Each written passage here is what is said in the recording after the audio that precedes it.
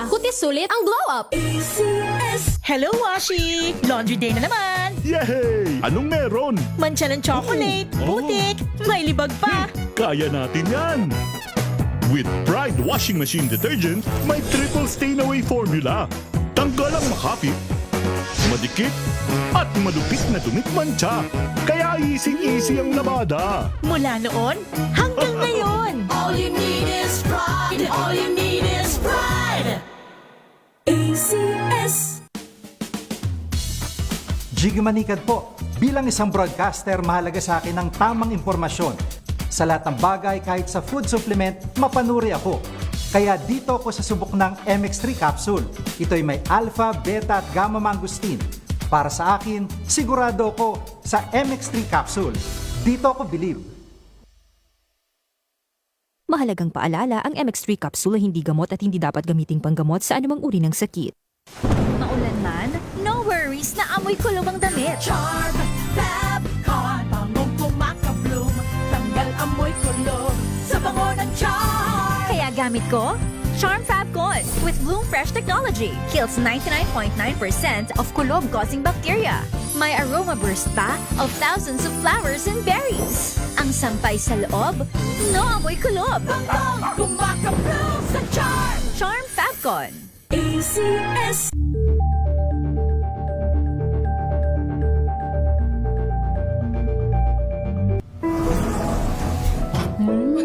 Amoy forever. Amoy LQ. Amoy New Caleb Berry Blooms. Amoy kala, amoy good vibes.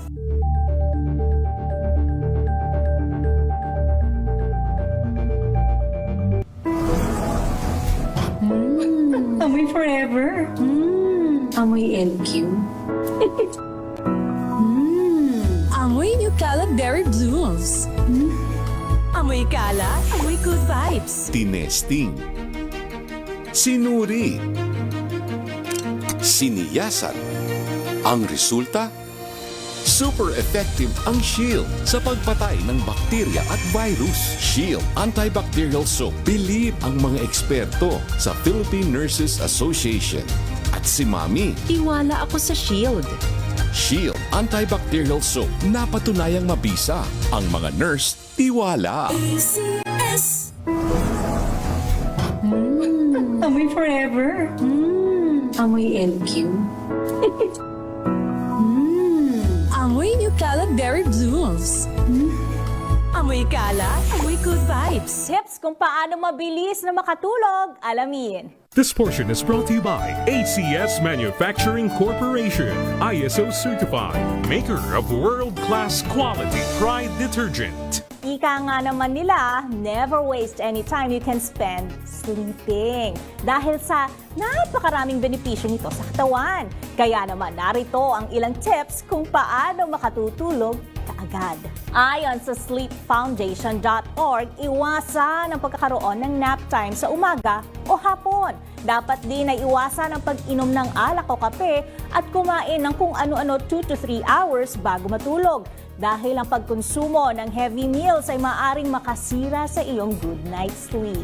At syempre, makatutulong kung nakahanda na ang iyong komportabling mahihigaan at ilayo na ang mga distraction na pwede mong pagpuyatan.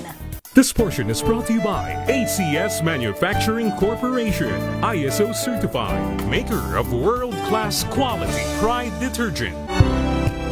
Break ka na ba? Nakapag-relax ka na ba? Saan ka man nagtatrabaho, mapa-opisina man o work from home o mula mismo sa pwesto, sasabayan namin ang break time mo. Sasabayan namin ng mga balita at komentaryo, mga panayam ng mga taong viral ngayon. DZRH Break Time! RH Break Time!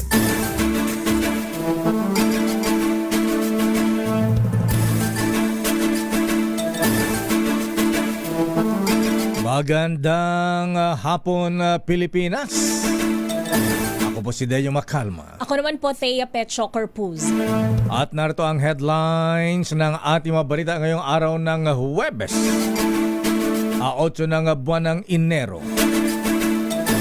NCRPO, all systems go na para sa Traslasyon 2026. Libo-libo mga pulis ikinalat na sa Maynila. Philippine National Police tiniyak ang maximum tolerance at pagrespeto sa pananampalataya at debosyon sa traslasyon.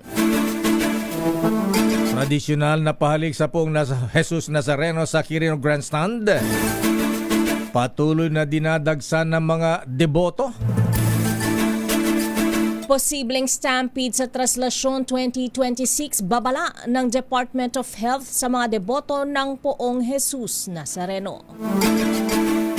Pag-question naman sa constitutionality ng unprogrammed appropriation sa 2026 budget. Formal nang inihain sa Supreme Court. Siyam na opisyal ng DPWH Mimaropa formal na humarap sa Sandigang Bayan kaugnay ng maanumalyang flood control projects. Marka Alan Arevalo at ang kumpanyang Wawaw Builders kinasuhan naman ng BIR dahil sa 48 million tax deficiency. Amnestiya sa mga negosyante, private employer at mga self-employed na hindi nakapagbayad sa PhilHealth iniutos ni Pangulong BBM. Dating PNP Chief General Sani Razon inabsuelto ng Sandigan Bayan sa kasong graft.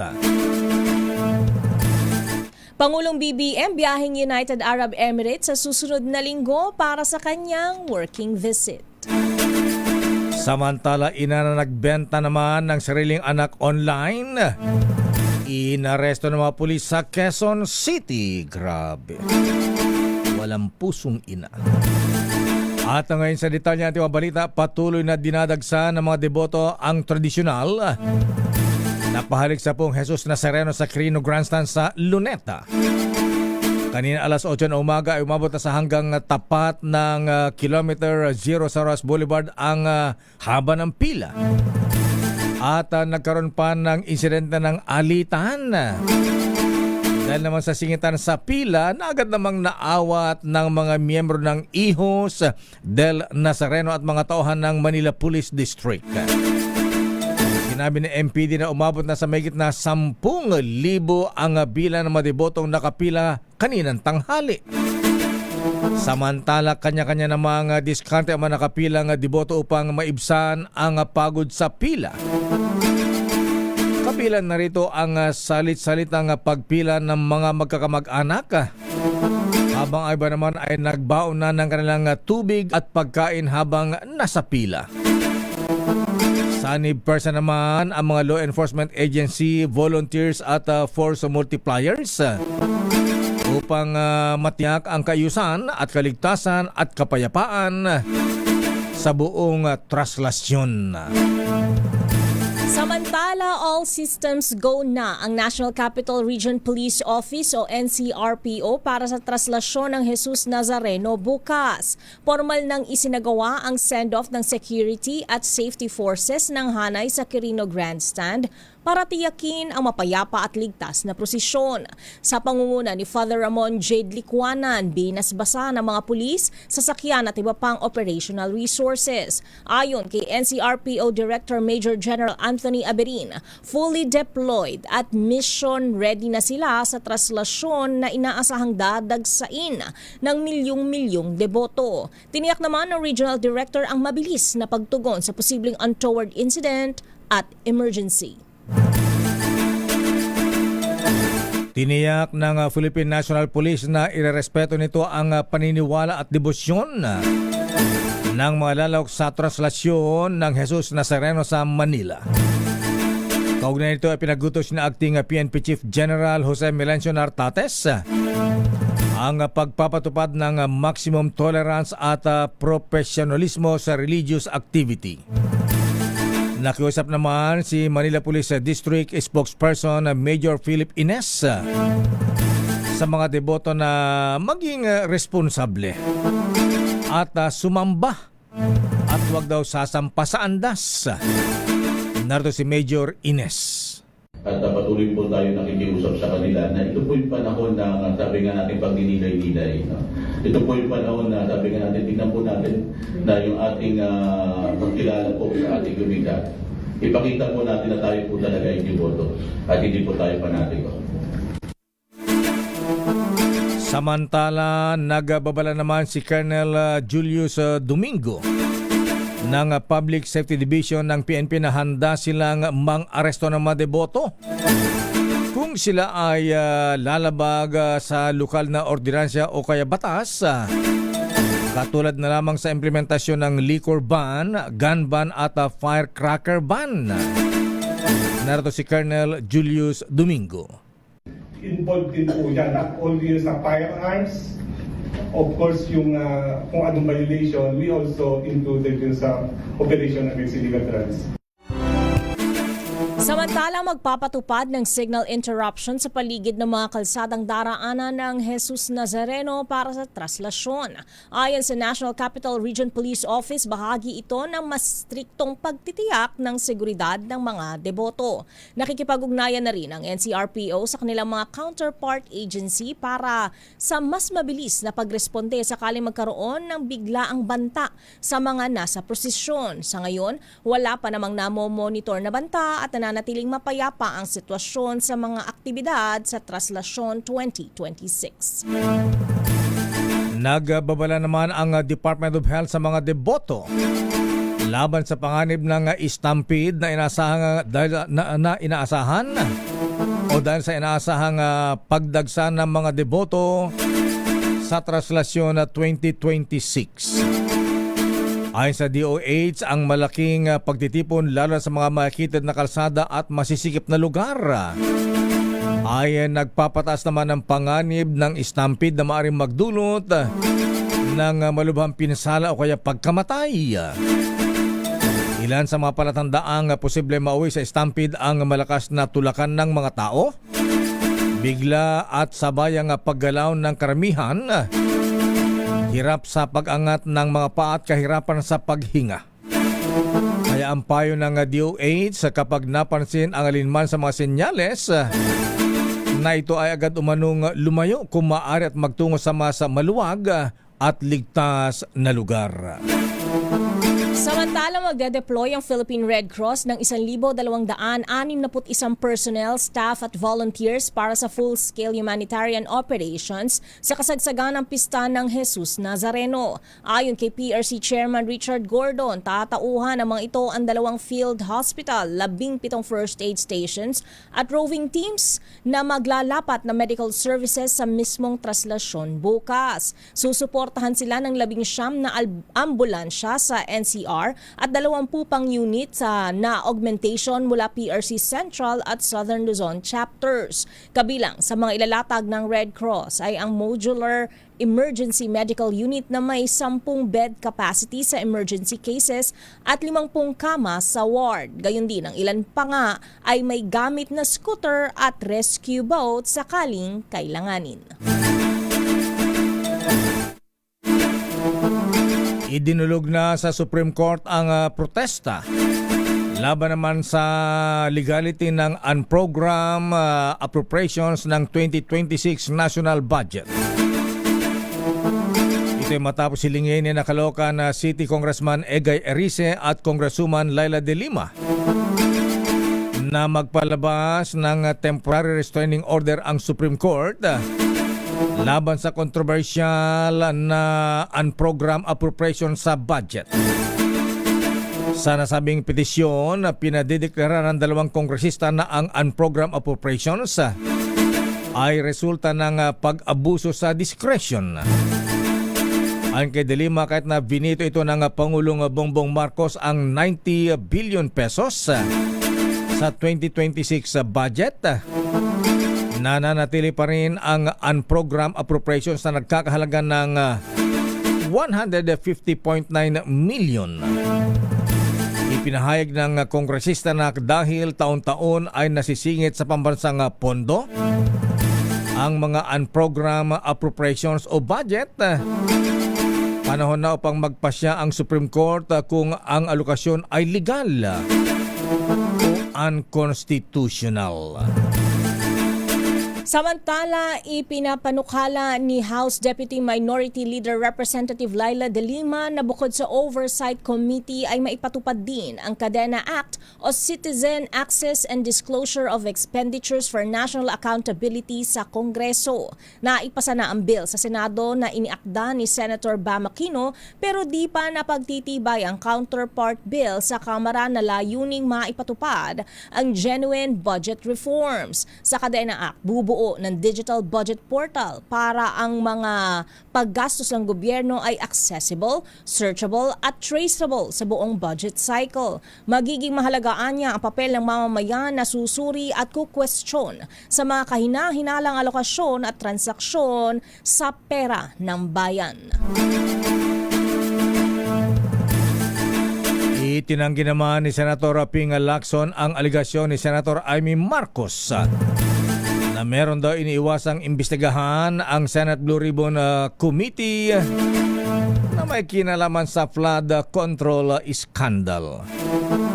Ayon kay Lacson, ayaw na niyang patulan ang pahayag ni Senator Amy bilang respeto sa mga senador at maging sa mga staff ng Senate Blue Ribbon Committee. Una nang inakusahan ni Senator Amy ang Senate Blue Ribbon Committee na iniiwasan na ipagpatuloy daw ang investigasyon sa kanyang pinsan na si dating House Speaker Martin Romualdez at ilang pa opisyal sa Malacanang kaugnay sa flood control scandal. Siya ang nagbanggit na sa January 15 ay kakasuhan na sina Senator Jingo Estrada, Senator Joel Villanueva at dating Senador Bong Revilla at maging si Congressman Eric Yap ng Benguet at Congressman Edwin Garjola. Marinding itinatanggi ito ni Senate President Tito Soto ang aligasyon ni Senator Amy Marcos at wala umanong nagbabawal sa sinumang senador na magtanong sa hearing ng Senate Blue Ribbon Committee at imposiblian niya ang akusasyon na may pinagbabawal ng mga senador. Sa iba pang balita, humarap sa Sandigang Bayan ang siyam na opisyal ng Department of Public Works and Highways Mimaropa na sangkot sa maanumalyang flood control project para maghain ng kanilang petisyon. Nakapaloob dito ang hiling nilang makapagpiyansa sa kasong malversation of public funds through falsification of public documents. Sa pagdinig, iniharap ng prosekusyon ang kanilang testigo na si Attorney R.J. Bernal para kumpirmahin kung authentic ang Articles of Incorporation at records ng SunWest Corporation. Samantala, tinutulan ng kanilang defense team ang kahilingan ng prosekusyon na iharap sa pagdinig sina DPWH Secretary Vince Dizon, Henry Alcantara at dating Undersecretary Roberto Bernardo dahil tapos na umano ang deadline sa pag-amyenda ng listahan ng mga ihaharap na testigo. Samantala, inabsuelto naman ng Sandigan Bayan ang dating PNP Chief General Sani Rason kaugnay sa issue ng ghost procurement. Batay sa desisyon ng 4th Division ng Sandigan Bayan, sinabi nila na hindi napatunayang may kinalaman ang dating PNP chief sa manumalyang ghost procurements na mga spare parts sa pagkumpuni ng mga police armored vehicles noong 2007. Dahil sa kakulangan o walang ebidensya, inabsuelto si General Rason at ilang pa niyang kasamahan sa PNP.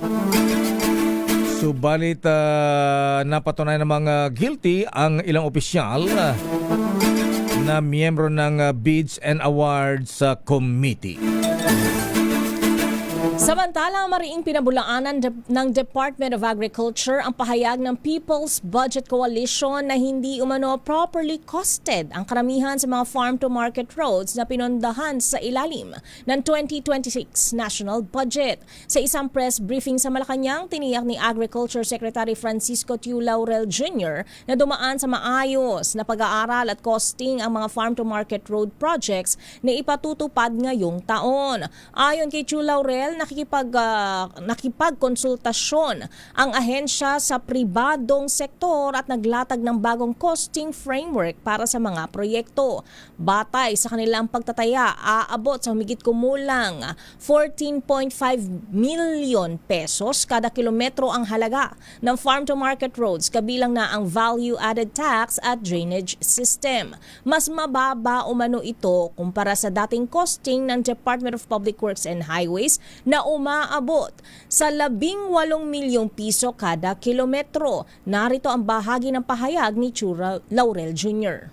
Papakita namin sa kanila yung aming figures, di ba? At siyempre, everybody can comment and you can join, of course. Everybody can join para na ma-establish namin yung tamang costing ng farm-to-market road na tigikita ang contractor pero wala nang sobra para kung kanino man. Babalikan natin ang ilang pang detalye na ating mga balita. Isa sa mga kontraktor na binanggit ng Pangulong Marcos sa kanyang zona na involved sa flood control scandal na si Marca Alan Arevalo ng Wawaw Builders, kinasuhan ng BIR ng tax evasion. Pangulong Bongbong Marcos, BBI pala sa abroad.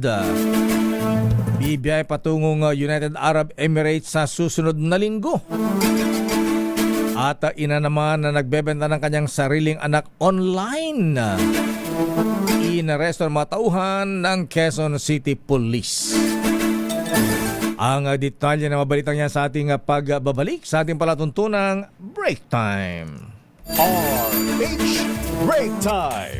Oras, Mr. Cesar Lee, Mr. Michael is my guy. Kuyang Larry Francisco, aloha.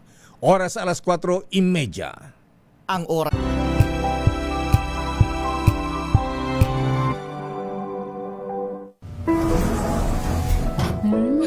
Amoy forever.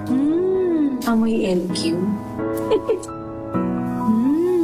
Amoy New Cala Berry Blooms. Amoy Cala, amoy good vibes. Healthy Minute, hatid sa inyo ng MX3.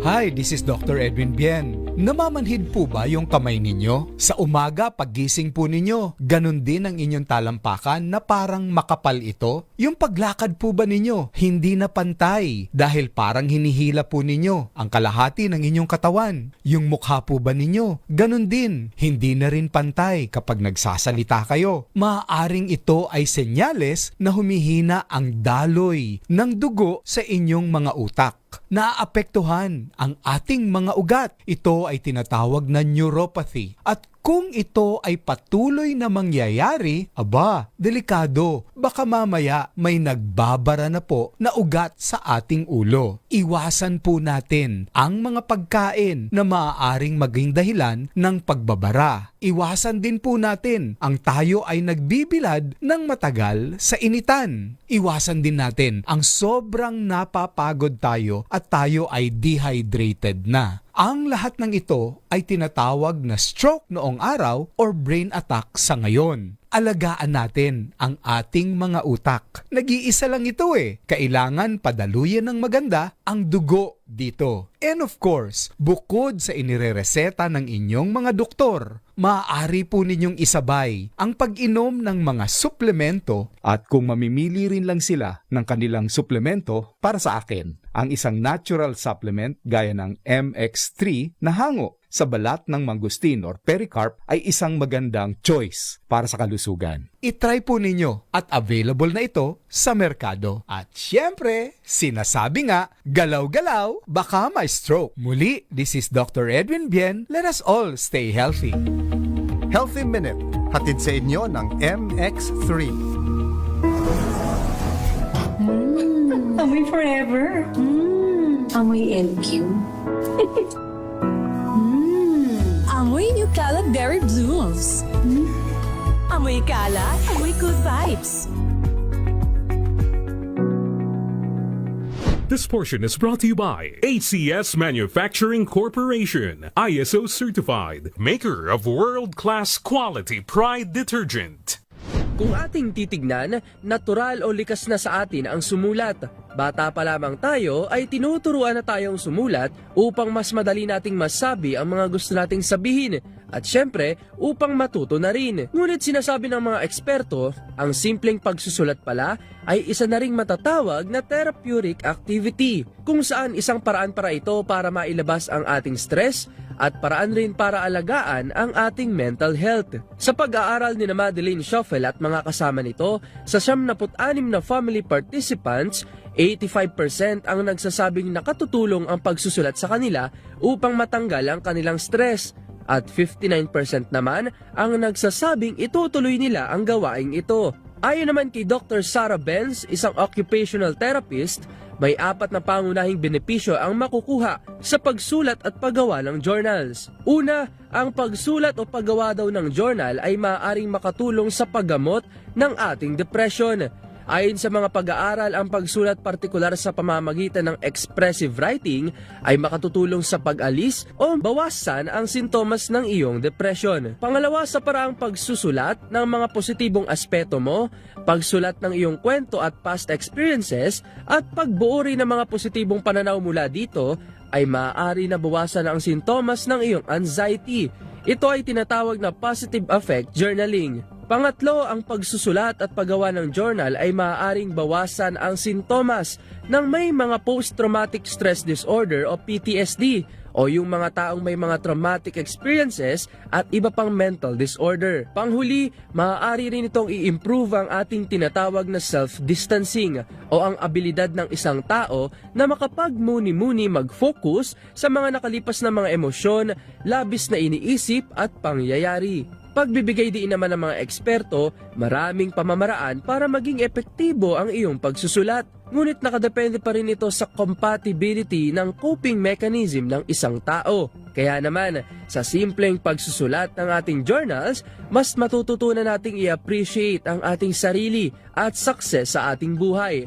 Mailabas ang ating mga saloobin na hindi natin kayang sabihin at maging instrumento rin ito upang tayo ay manatiling emotionally stable. This portion is brought to you by ACS Manufacturing Corporation, ISO certified, maker of world-class quality Pride detergent.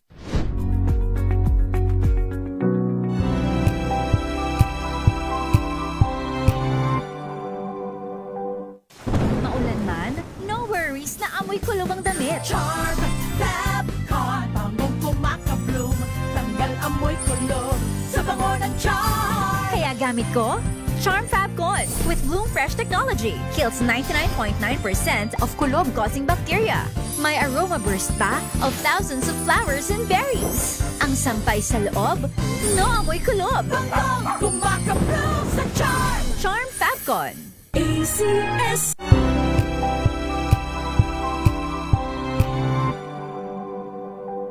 Hello, Washi! Laundry day na naman! Yay! Anong meron? Mancha ng chocolate, putik, may libag pa! Kaya natin yan! With Pride Washing Machine Detergent, may triple stain-away formula. Tanggal ang makapit, madikit, at malupit na dumit-mancha.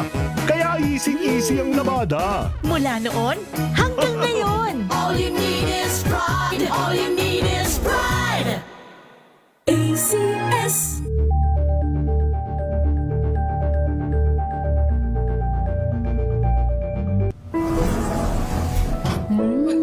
Amoy forever. Amoy LQ. Amoy New Calab Berry Blooms.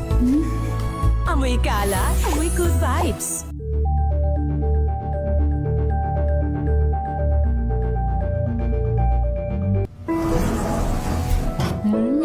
Amoy forever. Amoy LQ. Amoy New Calab Berry Blooms. Amoy kalat, amoy good vibes.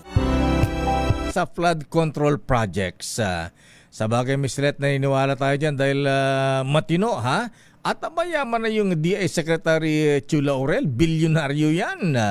Standby, Raymond. Aba, ang Senator Erwin Tulfo, abay sasama daw muli sa Traslasyon 2026. Aba, si Kabayang kaya, ha? Si Kabayang Noli Di Castro, sumasama pa kaya dyan? Standby sa mga reports na yan. Oras, Miss Thea. Ganap ng alas 4:38 ng hapon.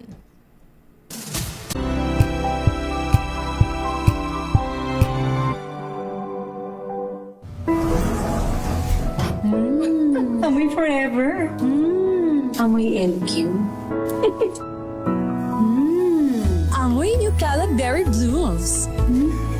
Amoy kalat, amoy good vibes.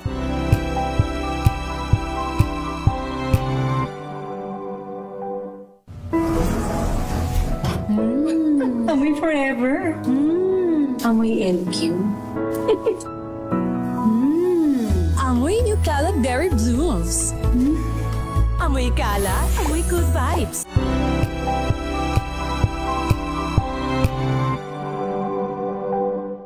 Maagang balitaan, maagang usapan sa mga issue at balita. Kasama si Kuya Angelo Palmones sa Magandang Umaga Pilipinas. Mula Lunes hanggang Biyernes.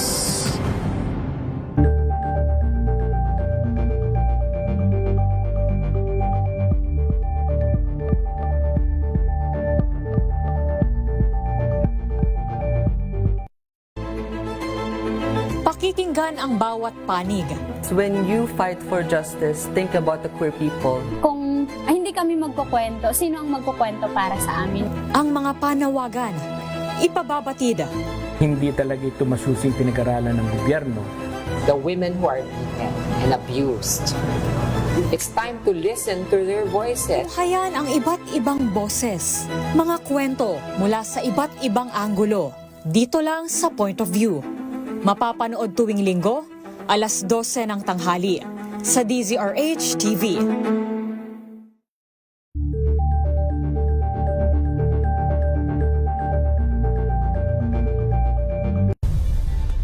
Nagsimula sa pangarap hanggang sa maabot ang tagumpay. Iba't ibang kwento, iba't ibang mukha ng atletang Pilipino.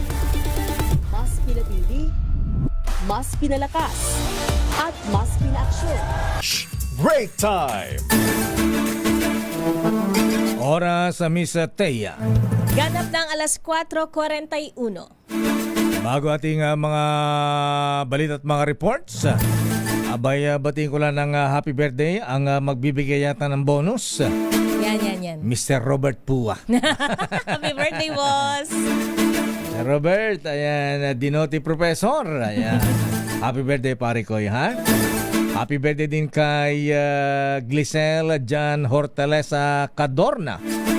At saka si Cynthia Coronel. At Susan Marquez. Aba, happy birthday, Susan. At happy birthday din kay Most Worshipful Don Ramas Oypiching. Aba, binabati ng mga brethren sa Katimugan at Lanabal Masonic Lodge. At happy birthday din kay Kuyang Bog sa Kaingat ng TM Calao Lodge. At kay Kuyang General Bobby Kalinisan. At sa detalye pa rin natin mabalita, sandali lamang Miss Let. Kinasuhan na ng BIR ng tax evasion sa Department of Justice ang may-ari ng Wawawa Builders na sangkot sa flood control scandal, tulad na lamang ng mga ghost projects. Ang demanda ay nirap laban kay Mark Alan Arevalo kaugnay sa mahigit na 48 million pesos na tax deficiency mula sa ghost flood control project sa Malolos, Bulacan na hanggang ngayon ay binabaha pa rin. Ayon sa reklamo, nabigo ang Wawa Builders na magsumite ng tamang impormasyon tungkol sa kanyang income tax at VAT returns sa una at ikalawang quarter ng 2024. Batay sa record na award sa Wawa Builders ang kontrata para sa konstruksyon ng Riverbank Protection Structure sa Barangay Kaingin sa Malolos City noong January 2024 na nagkakahalaga ng 77 million. Pero natuklasan ng BIR at Commission on Audit na walang proyektong naipatayo sa project site. Sa kabila ng kanilang deklarasyon na 100% complete na ang nasabing flood control project. Samantala, nakatakdang bumiyahe patungong United Arab Emirates si Pangulong Ferdinand Bongbong Marcos Jr. sa susunod na linggo para sa isang working visit. Ayon kay Palace Press Officer Claire Castro, aalis ang Pangulo sa Lunes, Enero 12 upang dumalo sa Abu Dhabi Sustainability Week sa imbitasyon ni United Arab Emirates President Sheikh Mohammed bin Zayed Al Nahyan. Sa nasabing pagtitipon, makakasama ni Pangulong Marcos ang iba pang mga pinuno ng Estado sa mga talakayan hinggil sa mahalagang isyu tulad ng enerhiya, tubig, pananalapi, seguridad sa pagkain at pangangalaga sa kalikasan. Bukod dito, dadalo rin ang Pangulo sa paglagda ng dalawang mahalagang kasunduan sa pagitan ng Pilipinas at UAE. Kabilang dito ang Comprehensive Economic Partnership Agreement o CEPA at ang Memorandum of Understanding on Defense Cooperation na layong palakasin ang ugnayang pang-ekonomiya at pang-seguridad ng dalawang bansa. Narito ang bahagi ng pahayag ni Claire Castro. Ang CEPA ang kauna-unang free trade agreement ng Pilipinas sa isang bansa mula sa Middle East na naglalayong palawakin ang market access ng ating bayan sa gitnang silangan. Samantala, ang Defense Cooperation Memorandum naman ay siyang magsisilbing matatag na pondasyong pakikipagtulungan sa UAE para paunlarin ang defense technologies ng ating bansa.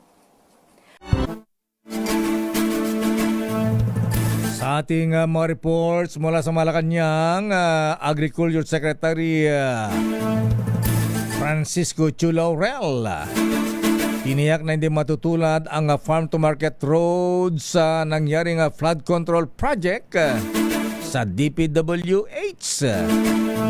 Ang detalye mula kay Arrest number 14, Lent Narciso, please come in, Miss Lent.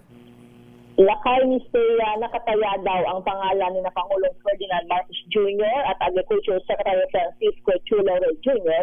sa implementasyon ng farm-to-market roads. Kaya naman pagtiyak ni Chu Laurel, hindi matutulad ang FMR sa kontrobersyal na flood control project. Ayon sa kalihim, malinaw ang utos ng Pangulo sa kanila na siguruhing maayos at mabilis ang konstruksyon ng mga proyekto. Narito si Secretary Chu Laurel. Well, unang-una, pangalan ko at pangalan ng ating Pangulo naka dito. At ang ating Pangulo ay talagang malinaw ang direktiba sa amin lahat. Keep it clean, do it fast. Sabi ni Chu Laurel, magiging transparent ang pagpapatupad ng FMR dahil meron silang online portal para makita ng sinuman ang lahat ng impormasyon at estado ng bawat proyekto. Bukod dyan, meron pa silang FMR Watch kung saan nakakatuwang ng ahensya ang civil society groups sa pagbabantay sa mga proyekto. Ito si Lent Narciso para sa DZRH, una sa Pilipinas, una sa Pilipino. Maraming salamat, Let. At tayo naniniwala kay Secretary Kiko Chu Laurel. Ayan. Mataas ang credibility niyan. At bilyonaryo na yan, hindi na magnanakaw yan. Sanay na sa pera, Lakay. Serbisyo sa bayan na lang ito, ha? Sana ganyan lahat ng mga cabinet secretary. Tama. Pagpasa sa National Wage Law, napapanahon matapos maitalaga ang 4.4% decline ng unemployment rate noong Nobyembre. I-detay mong balita, RH12. Milky Ganan. Manang Milky. Kaya sa kahit positibong mensahe sa economic recovery ng bansa, naitalang 4.4% decline ng unemployment rate noong Nobyembre. Ang kay Cavite 1st District Representative Jolo Revilla, Chairman ng House Committee on Labor and Employment, dapat kasabay ng paglago na ekonomiya ang dagahod ng mga manggagawa. Sabi ni Revilla, ang dapat sabayan ng pagtaas ng dignidad ng sahod dahil kung patas ang pasahod, mas matatag ang kita ng pamilya, mas malakas ang konsumo at mas pangmatagalan ang paglago na ekonomiya. Anya, malinaw din ang posisyon ng komite na magkaroon na lamang ng iisang national wage sa buong bansa, kasabay ang pagbuwag sa regional tripartite wages and productivity boards. Dagdag ni Revilla, isusulong ng komite sa Kamara ang consolidation ng mga national minimum wage bill kasama ang pagtiyak ng occupational safety, karapatan at labor protection tuwing may mga kalamidad para maramdaman ang pag-unlad ng bansa at trabaho sa seguridad sa hanap buhay. Git pa ni Revilla, magandang balita ang pagbaba ng unemployment rate. Pero malinaw na hindi sapat ang dami ng trabaho kung hindi naman patas ang sahod. Kailangan ng wakasan anya ang sistemang nagpahaba ng halaga ng trabaho base lamang sa lokasyon o lugar ng trabaho. Ako si Nugre Guna para sa DCRH, una sa Pilipinas, una sa Pilipino. Maraming salamat, Manang Milky Rigunan. Happy birthday din kay Dr. Ferdinand Pagdilaw ng Cagayan de Oro City at kay Mary Lee Macalma at Councilor Lawrence Coloma. Samantala, Senator Erwin Tulfo sasama muli sa Taslasyon 2026. RS number 28. Raymond at Paas, please come in. Raymond. Mayor, sa isa pang pagkakataon ay muling sasama sa traslasyon si Senador Erwin Tulfo bilang deboto ng Jesus Nazareno. Ayon kay Tulfo, ito na ang pang-18 taon na kanyang pagsama sa traslasyon bilang deboto at hindi gaya dati na isang TV news reporter na nagtutungo sa Quiapo para sa coverage. Kwento ng senador, nagsimula siya naging deboto ng Poong Nazareno dahil sa karamdaman ng kanyang 3 taong gulang na anak na babae. Kinikayat itong magtungo sa Quiapo Church at hilingin ang paggaling ng anak na nakataksalasa na isa lang sa operasyon. Hindi na tuloy ang operasyon ng bata at ngayon ay isa lang 21 anyos na dalaga. Maliban pa ito, maraming pagsubok sa buhay na kanyang pinagdaanan at maraming answered prayers hanggang sa maging senador na kanyang ipinagpapasalamat. Sabi ni Tulfo, wala itong problema sa seguridad kahit isa na siyang senador dahil lahat ipinaubaya kay Poong Jesus Nazareno. Dumadalo siya sa misa ng madaling araw ng January 9 bago sasama sa traslasyon, bagamat hindi na nito tinatapos hanggang gabi. Narito si Senador Erwin Tulfo. It is, and then there's a lot more answered prayers. So kaya nga dumadami yung deboto every year. Tanungin mo yung mga nagnamamanata, nagdedeboto because every year. Yung iba naman dyan, sumasama. Ako na lang, I keep on thanking God for where I am right now and what He has made of me.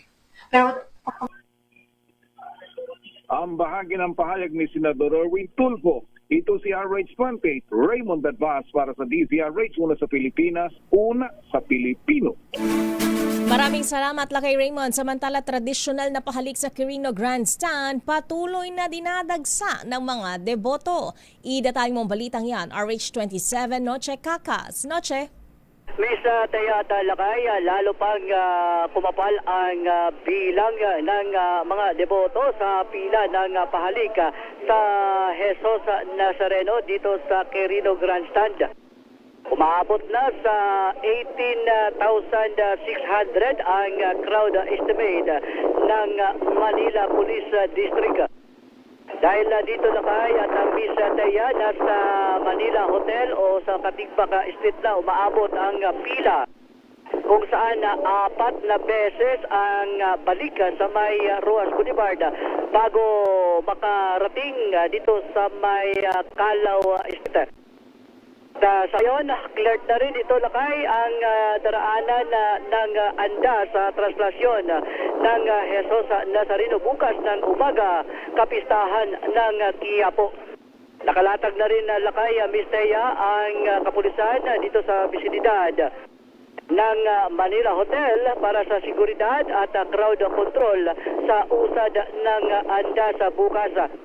Higpit na rin ang pagpasok ng mga sasakyan sa Calao Street at maging dito sa may area ng Katigbak Street.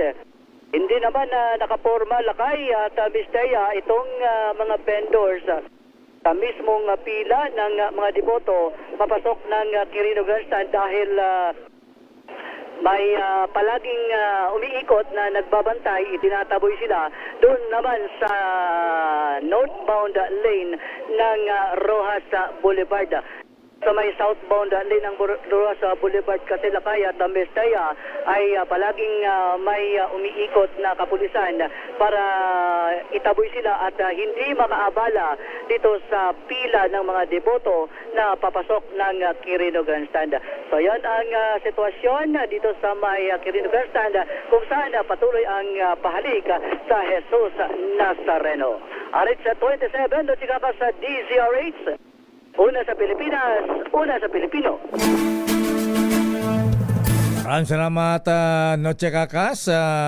Muchas gracias, buenas tardes. At bago ang report ni Edniel, batiin din natin happy birthday si Dr. Mark Julius Cabanela. Mula kanyang daddy Romel Cabanela, na kabe-birthday din last week. Ayan. At magre-regalo daw ng Suzuki Jimny kay Dr. Mark Julius Cabanela. Kabait namang tatay ito, ano ha? At congratulations kay Kuyang Humobono Boy Pique, ang President CEO sa 35th anniversary ng Perth Consult International Incorporated. Samantala, AFP binigyan diin ang pagkakaisa ng buong sandatahang lakas sa traditional na New Year's Call. Ano yung New Year's Call, Edniel? Ayan. Lahat ba ng mga commandant ng major services ng AFP? Pinapatawag ng AFP Chief. Arrest number 52, Edniel Parrosa. Please come in, Edniel. Lakay, sa kabila ng patuloy na panguudyok ng ilang personalidad sa militar, binigyan din AFP Chief of Staff General Romeo Bronner Jr. na mananatili nagkakaisa ang pwersa ngayong 2026 sa tradisyonal na New Year's Call na isinagawa sa Camp Aguinaldo. Iginit ni Bronner sa mga commander na ipagpapatuloy ng hanay ang mandato nitong irespeto ang rule of law. Paalala ng AFP Chief, territorial defense pa rin dapat ang pinakasentro ng misyon ng kasundaluhan. Pero matitiyak lamang ang kapayapaan kung gumagana ang mga institusyon ng naayon sa layunin. Kamakailan lamang sinagot ng AFP ang panibagong panawagan kay General Bronner na lumaban sa korupsyon sa pamahalaan. Galing ang pagkalampag kay dating Ilocos Sur Governor Chubby Singson na pinalalahanan naman ng AFP pabalik na may umiiral na legal na proseso sa kanyang mga reklamo sa gobyerno at hindi solusyon ang hikayatin ng militar. Dinaluhan ng top leaders ng AFP sa buong bansa kasama kanilang mga asawa, esposo. Itong New Year's Call ay sinagawa ngayong araw. Nauna na itong New Year's Call ng Philippine National Police sa Camp Crame kahapon na pinangunahan naman ni Acting Chief Police General Jose Melencio Nartates Jr. Palibasa dito sa may Crame side, hindi naman umarap sa isyu ng mga destabilisasyon. Simple lamang naging mensahe ni Nartates sa kapulisan na nakasentro sa mga prioridad nila ayon taon tulad ng full implementation ng Unified 911 at pagpapabilis sa pagresolba ng mga kaso. Blanco pa rin ang Camp Crame kung kailan tuloy ang ilalapat ang ika-4 na estrella kay Nartates ngayong sumumpa na sa MMDA sa dating PNP Chief Nicolas Torre III. Ako naman sa Edniel Parrosa, nag-uulat para sa DZRH. Una sa Pilipinas, una sa Pilipino. Maraming salamat, Edniel Parrosa. Balita mula kay James Galangay Mistaya. Isang ginang sa Minneapolis, USA, patay matapos barilin ng opisyal ng ICE. Idatay mo ang balitang yan, James Galangay. James. Listea, patay ang isang 13 anyos na ginang sa Minneapolis na isang US citizen matapos barilin ng isa sa mga tauhan ng US Immigration and Customs Enforcement o ICE. Pero sa depensa naman ng Department of Homeland Security o DHS, naganap lamang ang insidente ng subukan umanong tumakas ng biktima mula sa mga otoridad. Dagdag pa ni DHS Secretary Kristi Noem, isang defensive shooting lamang ang ginawa ng opisyal upang ipagtanggol ang kanyang sarili. Bagay na isang pahayag naman na idisi ng ayunan ni Minneapolis Mayor Jacob Frey kung saan nanawagan sa ICE na lisanin na nila ang kanilang lungsod. Narito sa Minneapolis Mayor Jacob Frey. To ICE, get the out of Minneapolis. We do not want you here.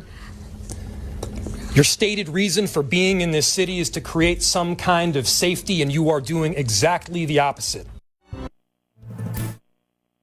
Samantala, agad ding sumunod ang kaliwat kanang kilos protesta at vigil laban sa ICE at sinasabing banta lamang daw umano ang naturang ahensya sa kanilang seguridad.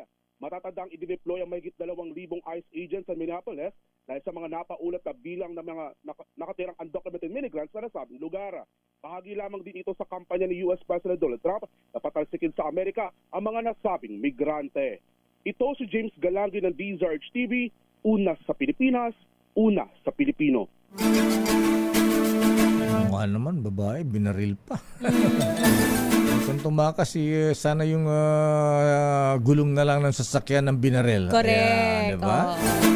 Samantala sa balitang sports, Starboy AJ Manas, runner-up sa City PBA Pro Tour Grand Final sa Taipei. Ang detalye mula kay Millie Borja. Millie. Isang runner-up finish ang bumungad kay rising Filipino Q artist na si AJ Manas sa pagbubukas ng 2026 matapos matalo kay Taiwan's Ko Ping-yi sa 2026 Chinese Taipei Professional Billiards Association Pro Tour Grand Finals. Natalo ang 18-year-old na si Manas sa score na 12-13 laban kay Ko Ping-yi, isang dating World 9-ball champion sa isinagawang finals noong Martes ng gabi.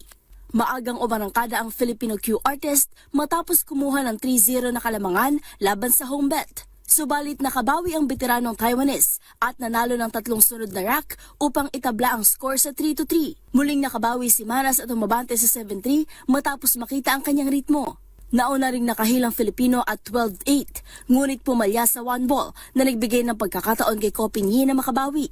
Nanalo ng 4 na sunod na rack ang Taiwanese Q artist, kabilang ang isang golden break upang ipantay ang laban sa 12-12 at pilitin ang hill-hill battle. Sa huling rack, umasa si Ko Ping-yi sa kanyang karanasan upang isara ang laban at maangkin ang kampyonato. Ipinakita ng naturang resulta ang patuloy na pag-angat at potensyal ni Manas na nagpakita ng malakas na performance sa kabila ng kanyang murang edad. Si Manas ang naging tanging Filipino na umabot sa huling yugto ng kompetisyon matapos maagang ma-eliminate sina Carlo Biado, Yohan Chua at Jeffrey Roda sa round-robin stage. Susunod na lalahukan ni Manas na kilala bilang Starboy ang Universal 4 Chinese Taipei Open na gaganapin mula January 8 hanggang 11. At yun ang mga latest updates sa mundo ng sports. Ito si Millie Borja ng DZRH TV, una sa Pilipinas, una sa Pilipino. Maraming salamat, Millie Borja. Siya na ba ang susunod na Efren Bata? Ayan. At Django Bustamante. Bago ang balitang showbiz, inaresto ang isang 17 anyos na nanay. Dalagita pala. Dahil sa tangkang pagbebenta ng kanyang sariling anak sa social media sa halagang 55,000 pesos, Miss Thea. Nahuli ang nasabing dalagitang nanay sa isang arranged meet-up na isinagawa ng PNP Women and Children Protection Center. Batay sa investigasyon, naipag-ugnayan ito sa isang Japanese buyer kung saan gagamitin ang pera para daw ipambayad ng matrikula.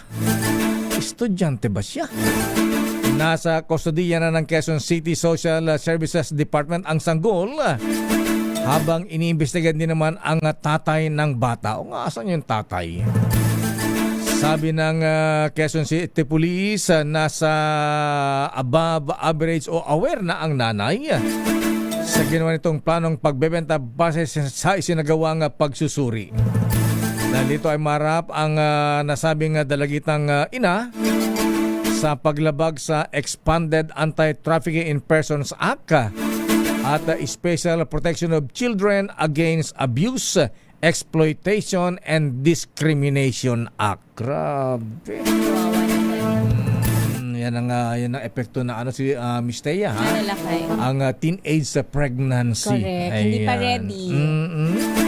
At sa showbiz, Miss Thea, Anne at Jasmine Curtis Smith nagluluksa sa pagpanaw ng amang si James. Ida tayo mong balitang yan, Angelica Cosme. Nagluluksa ang magkapatid na Anne at Jasmine Curtis Smith sa pagpanaw ng amang si James. Inilarawan ng aktres na unexpected yet peaceful ang pamamaalam ng kanilang Australian father na isang abogado at World War II veteran. Bahagi ng post ni Anne ang mensaheng he was deeply loved, endlessly admired, and will live on in our hearts always. Habang sa magkakasunod na Instagram story naman, shinare ni Jasmine ang ilang throwback photos kasama ang kanilang ama. Agad nga bumuhos ang pakikiramay mula sa kanilang mga kasamahan sa industriya. Maugunita na taong 2023 sa pamamagitan ng isang beach trip sa La Union nila sinelebrate ang 80th birthday ng amang si James. At yan ang latest sa mundo ng mga sikat. Ito po ang inyong showbiz angel ng DZRH TV, una sa Pilipinas, una sa Pilipino.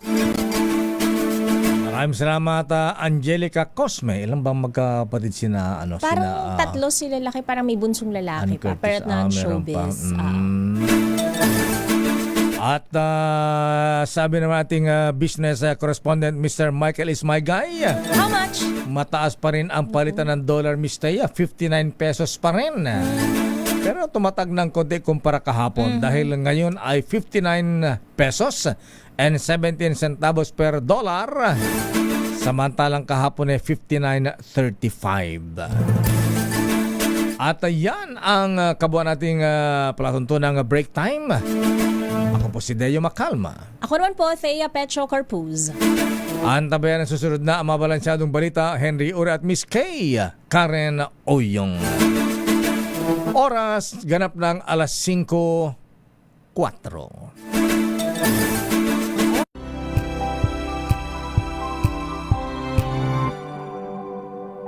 Tinesting.